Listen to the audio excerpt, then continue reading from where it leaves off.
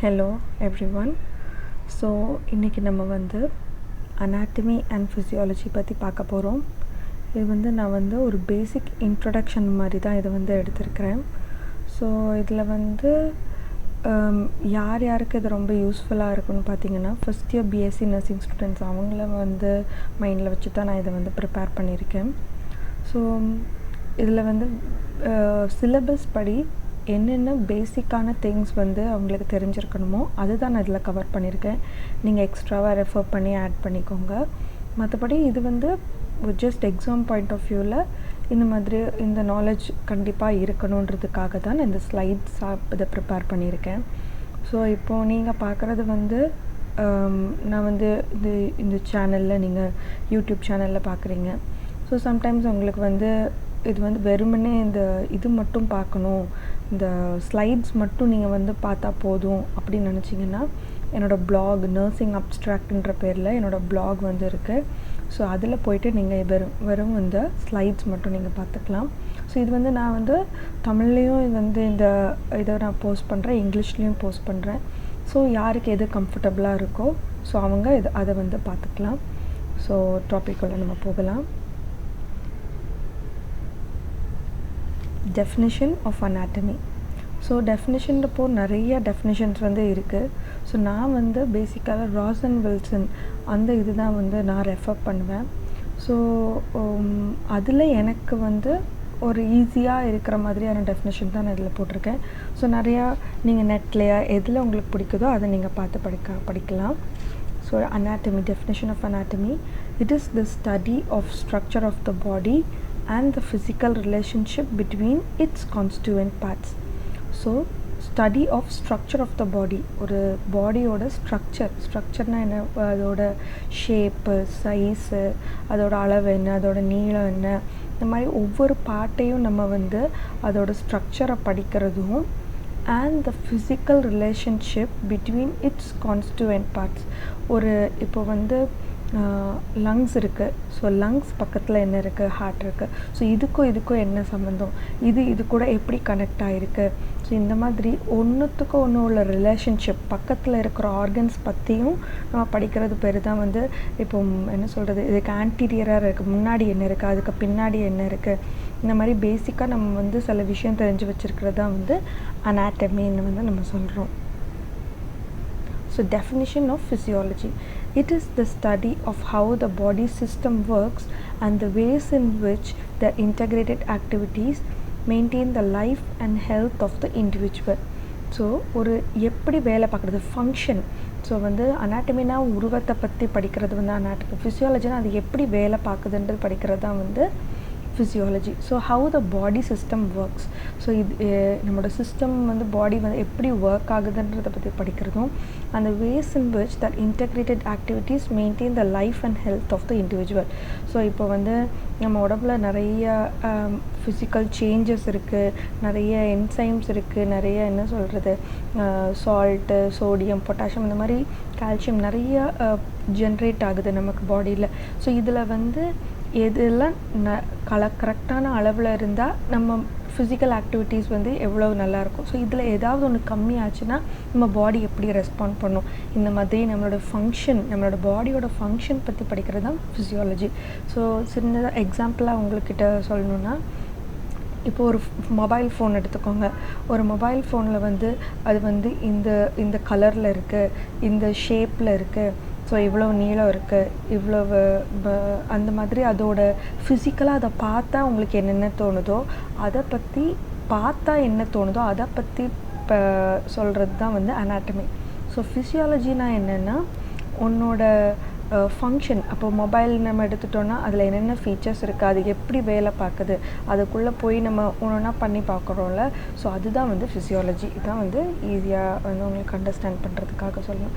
ஏன் நான் அதை பற்றி ரொம்ப டீட்டெயில்டாக நான் சொல்கிறேன்னா, கடைசி வரைக்கும் நம்ம அது புரியாமலே இருந்தோம்னா கொஸ்டினில் நமக்கு எக்ஸாமில் கேட்கும்போது தனித்தனி பேப்பர்ஸாக நம்ம எழுதுவோம், அனாட்டமி தனியாக, ஃபிசியாலஜி தனியாக. ஸோ ரெண்டுத்தையும் நம்ம மிக்ஸ் பண்ணி எழுதணும்னா நமக்கு மார்க் கிடைக்காது. ஸோ அனாட்டமினா ப்ரிசைஸாக இதுதான் ஸ்ட்ரக்சரை பற்றி ஒரு டயக்ராம் வரைஞ்சி இது என்னென்ன பார்ட்ஸ் இருக்குது, இதுக்கு முன்னாடி இருக்குது, பின்னாடி என்ன இருக்குது, ஆன்டீரியர்லி போஸ்டீரியர்லி அந்த லேட்ரலி என்னென்ன இருக்குதுன்னு சொல்கிறது தான் வந்து அனாட்டமி. ஃபிசியாலஜினா அது எப்படி ஃபங்க்ஷன் ஆகுறதுன்னு மட்டும் நம்ம எழுதினா தான் நமக்கு ஃபிசியாலஜியில் நமக்கு மார்க் கிடைக்கும் நமக்கு. So next cell. It is the smallest independent unit of the living matter. So ஒரு இது உயிர் வாழணும்னா அதில் ஒரு செல்லாச்சு இருந்தே ஆகணும். ஸோ அதுதான் it's smallest independent unit of the living matter. In a body trillions of cells are present. நம்ம ஹியூமன் பாடியில் வந்து ட்ரில்லியன்ஸ் ஆஃப் செல்ஸ் வந்து ப்ரெசென்ட்டாக இருக்குது. In human body cells with similar structures and functions found together forming tissues. So நிறைய ஒரு கூட்டமாக ஒரு செல்ஸ் வந்து சேர்ந்து ஃபார்ம் ஆகிறது தான் வந்து டிஷ்யூஸ்.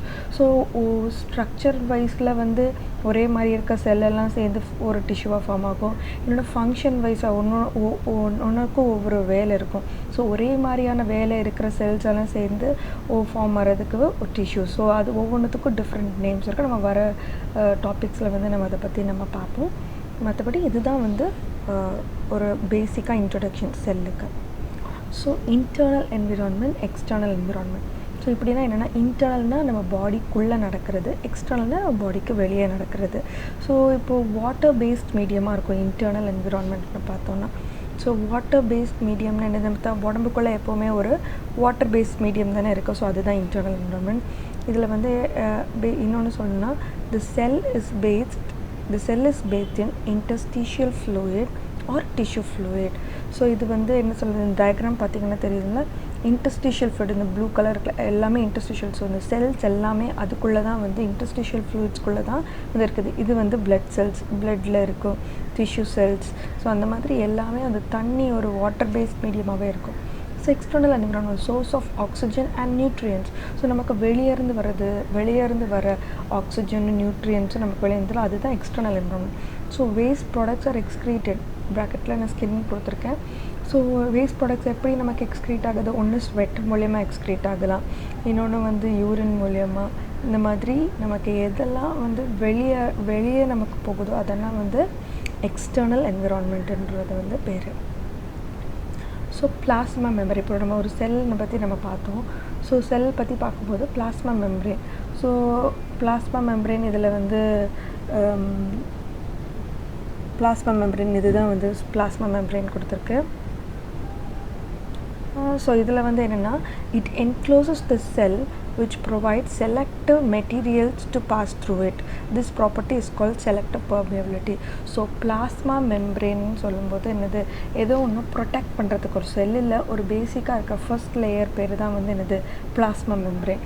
ஸோ இது வந்து என்ன பண்ணணும்னா, இட் என்க்ளோசஸ் த செல். என்க்ளோசஸ்னால் என்னது, நல்ல ஒரு பாதுகாப்பாக ஒரு என்க்ளோஸ் பண்ணி எல்லாத்தையும் ஒரே இடத்துல வச்சுருக்குது. இந்த it encloses the cell which provides selective materials to pass through it. Only cell, இந்த பிளாஸ்மா மெம்பரேன் வந்து ஓகே இது நம்ம செல்லுக்கு தேவை அப்படின்னு சொல்லிட்டு ஒன்று விடுதும், இன்னொன்று வந்து என்னது இல்லை இது வேண்டாம்னு சொல்லிட்டு விடாது. ஸோ இந்த மாதிரி செலக்டிவ் மெட்டீரியல்ஸை மட்டும் பாஸ் பண்ண வைக்கிறதுக்கு பேர், இந்த ப்ராப்பர்ட்டி பேர் தான் வந்து செலக்டிவ் பெர்மியபிலிட்டி. ஸோ இது கண்டிப்பாக ஒரு 2 மார்க் கொஸ்டின் இது உங்களுக்கு ஃபஸ்ட் இயரில் வந்து கேட்குறதுக்கு நிறைய சான்சஸ் இருக்குது. ஸோ இதுதான் வந்து பிளாஸ்மா மெம்பரேன், ஒரு தின் லேயர். இது எல்லாத்தையுமே வந்து என்க்ளோஸ் பண்ணியிருக்கோம், எல்லாத்தையுமே வந்து கவர் பண்ணியிருக்கோம். அடுத்தது பிளட். ஏன்னா இது வந்து உங்களுக்கு வந்து எல்லாமே அப்படியே சம்மந்தம் இல்லாமல் தனித்தனி டாப்பிக்காக இருக்கிற மாதிரி இருக்கும். எதுக்காகனா இது வந்து உங்களோட சிலபஸ் படி நான் எடுத்திருக்கேன். ஸோ இது வந்து டீட்டெயில்டாக எக்ஸ்பிளைன் பண்ண ரொம்ப பெரிய வீடியோவாக வரும். ஸோ அதனால் தேவையானதை மட்டும் எடுத்திருக்கேன். அதுக்கப்புறமா ஒவ்வொரு டாபிக் பற்றி டீட்டெயில்டாக டிஸ்கிரைப் பண்ணும்போது நம்ம அந்தந்த இப்போது நம்ம படித்த ஒரு சின்ன டாபிக்ஸ் படித்தாலும் அதை பற்றி நம்ம டீட்டெயில்டாக படிச்சுக்கலாம். So blood. The blood transports substances around the body through a large network of blood vessels. So blood வந்து உங்களுக்கு எல்லாருக்கும் தெரியும், blood வாட்டரி இதுவாக இருக்கும்.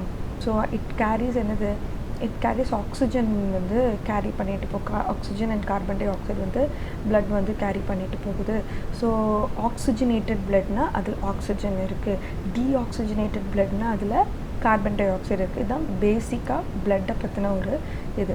ஸோ இப்போ நான் இதில் என்ன போட்டிருக்கேன்னா, the blood transport substances around the body through a large network of blood vessels. So blood vessels மூலியமாக தான் blood வந்து பாடியில் எல்லா பார்ட்ஸுக்கும் வந்து சப்ளை பண்ண முடியுது. In an adult body approximately 5 to 6 liters of blood are present. So adult பாடியாக இருக்கணும்னா என்னது, அதில் 5 to 6 லிட்டர்ஸ் வந்து ஒரு பிளட் வந்து ஒரு மனுஷ உடம்புல இருக்குது. ஸோ இதில் ஏற்கனவே சொன்ன மாதிரி ஆக்சிஜன் இருந்ததுன்னா, பிளட்டில் ஆக்சிஜன் இருந்ததுன்னா அது வந்து ஆக்சிஜனேட்டட் பிளட். டீஆக்சிஜனேட்டட் பிளட்டுன்னு சொல்லும்போது அதில் கார்பன் டை ஆக்சைடு வந்து ஜாஸ்தியாக இருக்கும். ஸோ கண்டென்ட்ஸ் ஆஃப் பிளட், பிளட்டில் எடுத்தால் பிளட்டில் கண்டென்ட்ஸ்லாம் என்னது, என்னென்ன பிளட்குள்ளே என்ன இருக்குது. ஸோ பிளட்டு நம்ம அப்படியே மேலாக்கில் பார்த்தா பிளட்டுன்னு சொல்கிறோம். பட் பிளட்டுக்குள்ளேயே நிறையா இருக்குது. அது என்னென்னு பார்க்குறோம். It consist of plasma. பிளாஸ்மானா என்ன, தண்ணி மாதிரி, ஃப்ளூயிட் மாதிரி, fluid and the blood cells which is suspended in plasma. So plasma ஒரு தண்ணிக்குள்ளே எப்படி நம்ம வந்து எல்லா இதுவும் நம்ம எல்லாத்தையும் போடுறோமோ அதே மாதிரி பிளாஸ்மான்றது ஒரு ஃப்ளூயிட், ஒரு பிளெயின் ஃப்ளூயிட் மாதிரி, தண்ணி மாதிரி ஒரு சப்ஸ்டன்சஸில் பிளட் செல்ஸை வந்து போடுறாங்க. ஸோ இதுதான் வந்து பிளட்டு. ஸோ மெயினாக பிளாஸ்மா பற்றி என்னென்னு பார்த்தோம்னா, it consist mainly water which is with many substances dissolved in it. So மேலே வாட்டர் மாதிரி தான் நிறைய சப்ஸ்டன்சஸ் அதில் டிசால்வ் ஆகிருக்கு. It consist of nutrients absorbed from the alimentary canal. So alimentary கனால்னு இல்லை, நம்மளோட டைஜஸ்டிவ் சிஸ்டம். ஸோ நம்மளோட டைஜஷன் ஆகுதுல நமக்கு, அதில் வந்து அப்சார்ப் ஆகிற நியூட்ரியன்ஸ் தான் வந்து மெயினாக வந்து இந்த பிளாஸ்மாவில் வந்து மெயினாக இருக்கும். Oxygen absorb from the lungs. So அதுவும் வந்து எதில் தான் இருக்கும், பிளாஸ்மாவில் தான் வந்து இருக்கும். Chemical substances synthesise by the body cells. So இதில் என்னென்ன இருக்குன்றது தான் இதை அது வந்து டீட்டெயிலாக ப்ரெசென்ட் இந்த பிளாஸ்மா அப்படின்னு போட முடியாது. ஸோ அதனால் வந்து என்னென்ன ப்ரெசென்ட் ஆகிருக்குன்றது போட்டிருக்கேன். ஆக்சிஜன் ஃப்ரம் த லங்ஸ் இருக்குது. Chemical substances synthesise by the body cells. அதான் வந்து என்னது, chemical substances synthesise by the body செல்ஸ்னால் என்னது, ஹார்மோன்ஸ் தான் வந்து இதில் வந்து இருக்குது. அடுத்தது waste materials produced by all the cells to be eliminated from the body by excretion. So waste materials என்னென்னா எக்ஸ்க்ரீட் ஆகணும்னு இருக்கோ, blood மூலயமா எது எக்ஸ்க்ரீட் ஆகணும்னு இருக்கிறோ அதுவும் வந்து இந்த பிளாஸ்மாவில் தான் வந்து இருக்கும்.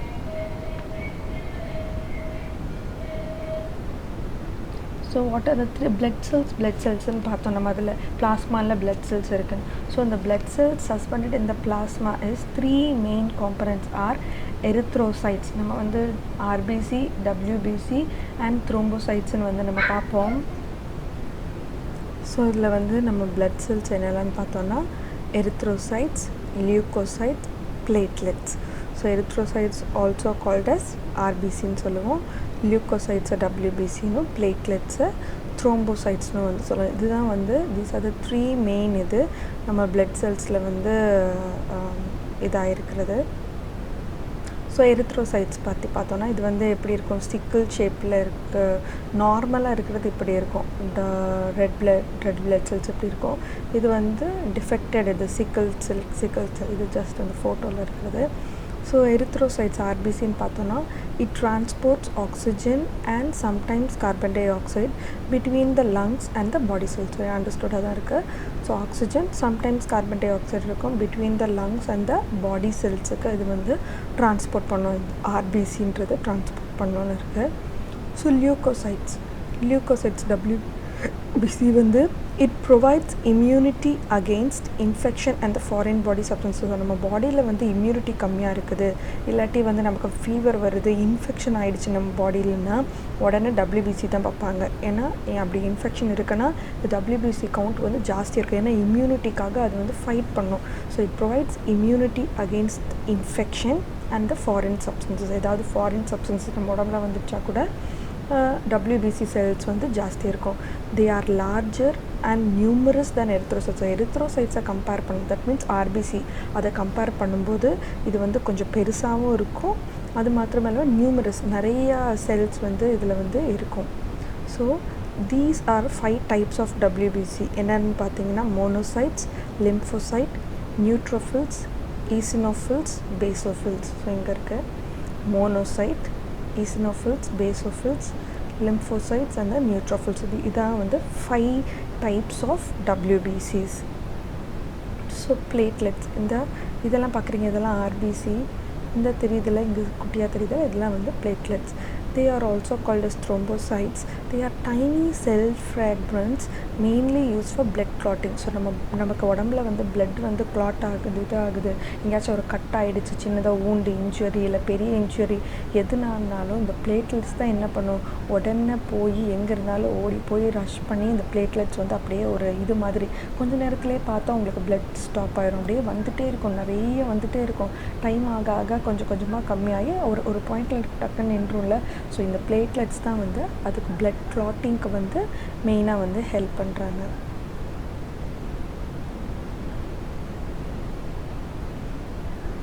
ஸோ அடுத்தது pH ஸ்கேல். ஸோ நிறைய நம்ம 12th நீங்கள் வந்து படிச்சிருப்பீங்க pHன்னு சொல்லிட்டு. ஸோ pH ஸ்கேல்னால் என்னென்னா பொட்டென்ஷியல் ஆஃப் ஹைட்ரஜன். இதுதான் வந்து அதோட full definition pH scale. So it is a scale use to measure the acidity or basicity of the aqueous solution. தான் ஒரு சொல்யூஷனோட அது அசிடிக்காக பேசிக்காக இது சொல்கிறது தான் வந்து இந்த pH ஸ்கேல் வந்து யூஸ் ஆகுது. It ranges from 0 to 14. So ஒரு ஸ்கேல் இருக்குது, அதில் வந்து 0 to 14 இருக்குது. இதில் வந்து மிட் பாயிண்ட் நடு பாயிண்ட் எடுத்தோன்னு அந்த 7 நியூட்ரல்னால் எனது அசிடிக்கும் கிடையாது பேசிக்கும் கிடையாது. So pH less than 7 is acidic and greater than 7 is basic. So இது வந்து உங்களுக்கு ஈஸியாக சொல்லணுன்னா ஒரு ஸ்கேல் வச்சுருக்கேன். ஸோ இதில் இந்த pH ஸ்கேலில் பார்த்தீங்கன்னா 7 வந்து நியூட்ரல். ஸோ 6, 5, 4, 3, 2, 1, 0 இது எல்லாமே அசிடிக். ஸோ 8, 9, 10, 11, 12, 13, 14 இது எல்லாமே அல்கலைன்னா பேசிக், அதுதான் வந்து அல்கலைன் இருக்குது. So alkaline. ஸோ இது வந்து என்ன சொல்கிறது, இந்த நியூட்ரல்னு சொன்னால் ஸோ போக எப்படி நம்ம வந்து ஒரு பாயிண்ட்டு கொஞ்சம் கொஞ்சமாக வந்து அசிடிட்டி ஏற்றணுன்னா எப்படி ஸ்கேலில் சொல்லுவாங்கன்னா என்னது இந்த 4 வரைக்கும் இருக்குதுல்ல, இதெல்லாம் வந்து வீக்லி அசிடிக், ஓகே லைட்டாக அசிடிக்காக இருக்குன்னு.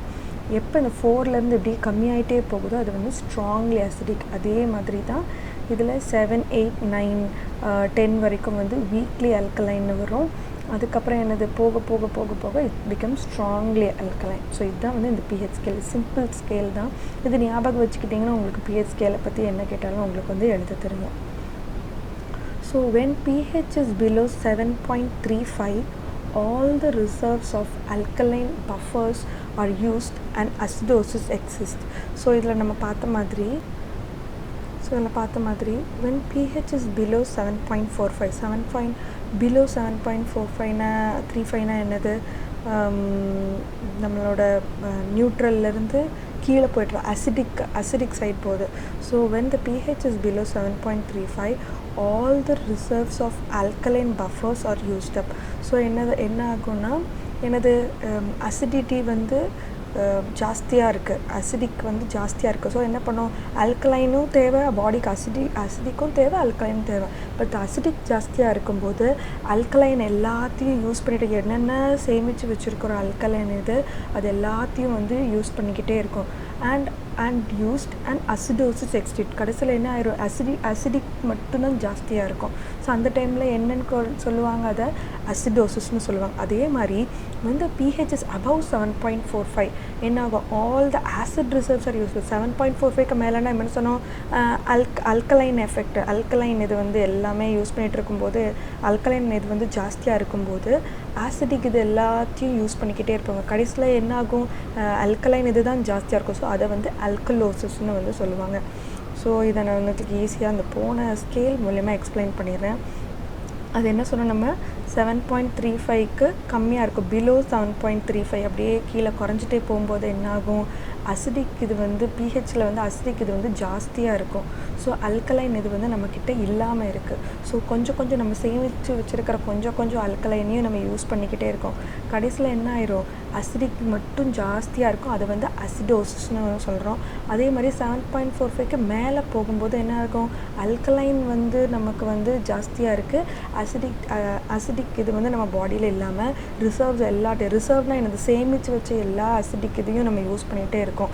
கடைசியில் என்ன, பாடியில் அல்கலைன் எஃபெக்ட் ஜாஸ்தியாகி அல்கலோசிஸ்னு வந்து அதை வந்து நம்ம சொல்கிறோம். So body tends to produce more acid than alkaline. So பாடியில் நேச்சுரலாகவே நிறைய ஆசிடிக் செக்ரேஷன் தான் வந்து நீங்களே நிறைய கேள்விப்பட்டிருப்பீங்க, என்னது ஹைட்ரோக்ளோரிக் ஆசிடு, அந்த மாதிரி நம்ம நிறைய ஆசிட் இது தான் நம்ம பாடியில் ப்ரொடக்ஷன் வந்து ஜாஸ்தியாக இருக்கும் then alkaline. So kidneys regulate body pH by adjusting the excretion of hydrogen ion and bicarbonate ion. So kidneys எப்படி தான் வந்து மெயினாக வந்து ஹெல்ப் பண்ணுது நம்மளோட பாடியில் இந்த பிளட்டில் இருக்கிற பிஹெச்சை வந்து ஸ்டெபிளைஸ்டாக வைக்கிறதுக்கு. அது என்ன பண்ணுது, excretion of hydrogen ion and bicarbonate ion, இந்த 2 அயான். ஸோ இதில் வந்து நீங்கள் பார்த்திங்கன்னா இந்த அசிடிக் இதுன்னு வரும்போது நம்ம அது ஹைட்ரஜன் அயான்னு சொல்லுவோம், ஆல்கலைன் சைடு வரும்போது அது வந்து பைகார்பனேட் அயான்னு வந்து சொல்கிறோம். ஸோ இது வந்து H+, நம்ம வந்து இது சிம்பிள் டேர்ம்ஸில் சொன்னால் H+ன்னு சொல்லுவாங்க. இது வந்து HCO3ன்னு சொல்லுவாங்க. பைகார்பனேட்டை இது வந்து HCO3ன்னு சொல்லுவாங்க. ஸோ இதுதான் வந்து இதில் போட்டிருக்கேன். So if the pH is low, pH is lowனா என்னது, நம்மளோட ஆசிடிக் இது வந்து pH லோ ஆக இந்த ஆசிட் செக்ரேஷன் நம்மக்கிட்ட ஜாஸ்தியாக இருக்கும். அப்போ H+ ion, that is the hydrogen ion excretion is. So body என்ன பண்ணும், நிறைய ஹைட்ரஜன் அயானை வெளியே இது பண்ணால் அது நியூட்ரலைஸ் பண்ண முடியும். ஸோ அதுதான் இதில் போட்டிருக்கேன். இஃப் த pH இஸ் ஹைனா என்னது, பைகார்பனேட் நம்ம உடம்புல ஜாஸ்தியாக இருக்கும். That means the alkaline effect ஜாஸ்தியாக இருக்குன்னா என்னது, HCO3 பைகார்பனேட் எக்ஸ்க்ரீஷன் வந்து என்னது நிறையா. ஏன்னா பாடி வந்து நம்மளோட நமக்கு என்ன தேவைன்றதை நம்ம பாடி சென்ஸ் பண்ணிவிட்டு எது ஜாஸ்தியாக இருக்கோ அது வெளியே தள்ளிச்சுன்னா நம்ம பாடி வந்து நியூட்ரல் ஆயிரும். ஸோ அதுதான் வந்து நம்ம கிட்னிஸ் வந்து நமக்கு ஹெல்ப் பண்ணுது அதில். ஸோ இதில் நம்ம பார்க்கும்போது the lungs help to control the pH by regulating the levels of excreted carbon dioxide. So lungs help to, எப்படி lungs வந்து ஹெல்ப் பண்ணுதுன்னா helps to control the pH by regulating the levels of excreted carbon dioxide. So carbon dioxide ஓட level வச்சு lungs வந்து நம்மளுடைய pH ரேஞ்சுக்கு வந்து help பண்ணுது. If the H+ ion is increased, H+ ion என்னது, இதில் acidic. ஸோ acidic வந்து ஜாஸ்தியாக இருக்கும்போது the brain will cause increased breathing and releases carbon dioxide. So brain வந்து என்ன பண்ணுது, நிறைய இன்க்ரீஸ் ப்ரீத்திங்கை வந்து கொடுக்குது. நல்ல மூச்சு இழுத்து விட்டு ரிலீஸ் பண்ணுவோம். அப்போ என்னது, நிறைய கார்பன் டை ஆக்சைடு வந்து நம்ம பாடியிலேருந்து வெளியே போகுது. And H+ ion will become decrease. So H+ வந்து அசிடிக் வந்து ஆட்டோமேட்டிக்காக வந்து டிக்ரீஸ் ஆகிடுது. So if the blood pH become basic, என்னது பேசிக்னா என்னது, HCO3 ஆல்கலைன் இது வந்து ஜாஸ்தி ஆயிடுச்சுன்னா என்னது, அப்போ என்ன ஆகும், is increased, then the brain decrease respiration. brain வந்து என்ன பண்ணும், ஆட்டோமேட்டிக்காக ரெஸ்பிரேஷனை வந்து கம்மி பண்ண சொல்லி the carbon dioxide level வந்து ஆட்டோமேட்டிக்காக இன்க்ரீஸ் பண்ணுச்சு. எப்படி இது நம்ம வந்து H+ அசிடிட்டி வந்து ஜாஸ்தி ஆகும்போது இன்க்ரீஸ்டு ப்ரீத்திங் காஸ் பண்ணி கார்பன் டை ஆக்சைடு லெவலை வந்து பாடியில் வந்து கம்மி பண்ண வச்சாங்களோ அதே போல் வந்து இது வந்து உங்களுக்கு ஈஸியாக நான் எக்ஸ்பிளைன் பண்ணிடுறேன். ஸோ எப்போ பாடியில் வந்து அசிடிக் வந்து ஜாஸ்தியாக இருக்கோ அப்போது இன்க்ரீஸ்டு ப்ரீத்திங் நடக்கும். அப்போ வந்து கார்பன் டை ஆக்சைடு நிறைய எக்ஸ்க்ரீட் ஆகும். இதுவே வந்து bicarbonate ion, that means the alkaline ion ஜாஸ்தியாக வந்து நம்ம பாடியில் இருக்கும்போது பிரெயின் வந்து டிக்ரீஸ் ரெஸ்பிரேஷன் காஸ் பண்ணி கார்பன் டை ஆக்சைடு லெவலை வந்து நம்ம பாடியில் வந்து இன்க்ரீஸ் பண்ணி விட்டுருது. ஸோ இது வந்து ஆட்டோமேட்டிக்காக வந்து ஸ்டெபிளைஸ் ஆயிடுவோம். ஸோ இதை வந்து இன்னொரு இதில் பார்க்கணுன்னா carbon dioxide plus water, that is CO2 plus H2O water, இந்த கீழே வந்து எக்ஸ்பிளனேஷன் கொடுத்துருக்கேன். Carbon dioxide plus water it forms carbonic acid. So இது வந்து நம்ம என்ன ஆகுது, கார்போனிக் ஆசிட் வந்து ஃபார்ம் ஆகுது. அது வந்து எப்படி ஸ்ப்ளிட்டப்பாக இருந்து பைகார்பனேட் அயான் வந்து ஹைட்ரஜன் அயான். ஸோ நீங்கள் நினைக்கலாம் என்னடா இது அசிடிட்டி வந்து ஜாஸ்தி ஆகுது, கார்பன் டை ஆக்சைடு வந்து எப்படி வந்து அது வந்து அதை ரெகுலேட் பண்ண முடியும் அப்படின்னு நினைக்கலாம். ஸோ இப்படி தான் வந்து ரெகுலேட் பண்ணணும். நம்ம பாடியில் வந்து நம்ம கார்பன் டை ஆக்சைடு வந்து என்னது, நம்ம வந்து பாடியில் ஏற்கனவே கார்பன் டை ஆக்சைடு. ஸோ நம்ம என்ன breathe in oxygen and we give out carbon dioxide. Carbon dioxide தான் வந்து நம்ம வெளியே வந்து ஏற்றுறோம். அந்த கார்பன் டை ஆக்சைடு இப்போ பாடியில் இருக்கிறதுனால தானே நம்ம வெளியேற்றுறோம். ஸோ அந்த carbon dioxide plus water, நம்ம பாடியில் ஏற்கனவே வாட்டர் இருக்குது, இந்த ரெண்டுமே ஃபார்ம் பண்ணால் என்னாகும், கார்போனிக் ஆசிட் வந்து ஃபார்ம் ஆகுது. இது நம்ம பாடியில் வந்து இது வந்து ஃபார்மேஷன் இருக்குது கார்போனிக் ஆசிட். ஸோ இது எப்படி ஸ்ப்ளிட் அப் ஆகும்னா bicarbonate ion, that means the alkaline, and the hydrogen ion, that means the acidic and alkaline effect நம்ம பாடியில் இப்படியா ரெண்டாக பிரிஞ்சிருது. ஸோ இது இன்னொன்று பாருங்கள், carbon dioxide must be eliminated mainly to maintain the pH range. So எதுக்காக carbon di oxide நம்ம பாடியிலேருந்து வெளியிட்டு அது உள்ளே இருந்துக்கலாமே, எதுக்காகனா நம்மளோட pH ரேஞ்சை வந்து மெயின்டைன் பண்ணுறதுக்காக தான் நம்ம வந்து கார்பன் டை ஆக்சைடை வந்து வெளியேற்றியே ஆகணும். It is dissolved in the body fluids to make acidic solution. So நம்ம பார்த்தோம்ல இங்கே கார்பன் டை ஆக்சைடு வந்து வாட்டர் இந்த பாடி ஃப்ளூயிட்ஸ் எல்லாத்துலேயுமே வாட்டர் கண்டிப்பாக இருக்கும். So carbon di oxide dissolved in the body fluid to make acidic solution. So carbonic acid, so it makes an acidic solution. So increased carbon dioxide leads to increased acidity. So நம்ம பாடியில் எவ்வளோ தூரத்துக்கு carbon di oxide ஜாஸ்தியாக வந்து போயிட்டே இருக்குதோ அவ்வளோ தூரத்துக்கு வந்து உங்களுக்கு அசிடிட்டி வந்து ஜாஸ்தியாக இருக்கும். ஸோ இதுதான் வந்து சிம்பிளாக இது நீங்கள் உட்காந்து திருப்பி நீங்கள் வாசித்து பார்த்தீங்கன்னா உங்களுக்கு ரொம்ப ஈஸியாக புரியும் உங்களுக்கு. ஸோ நம்ம நெக்ஸ்ட் டாபிக் பற்றி நம்ம போகலாம். So atoms and molecules. So இது வரைக்கும் நம்ம பார்த்தது அந்த pH ரேஞ்சு, இந்த அந்த பேசிக்கான இந்த pH ரேஞ்ச். அது உங்களுக்கு வந்து புரியல, உங்களால் அண்டர்ஸ்டாண்ட் பண்ண முடியலன்னா உங்களுக்கு பின்னாடி ஃபர்தராக வர நிறைய டிசீஸ் கண்டிஷன் எல்லாம் பார்க்கும்போது இன்க்ரீஸ் டிக்ரீஸ் pH ரேஞ்ச் நீங்கள் வந்து வேலை பார்க்கும்போது அது இந்த பேசிக் கான்செப்ட் வந்து உங்களுக்கு கண்டிப்பாக அதில் புரிஞ்சிருக்கணும். So atoms and molecules. So in an atom the two main components are electrons and neutrons. So ஒரு ஆட்டம் எடுத்துட்டோம், இது ஒரு ஆட்டம் பிக்சர் வச்சுருக்கேன். ஸோ எலக்ட்ரான்ஸ் இருக்குது, நியூட்ரான்ஸ் இருக்குது,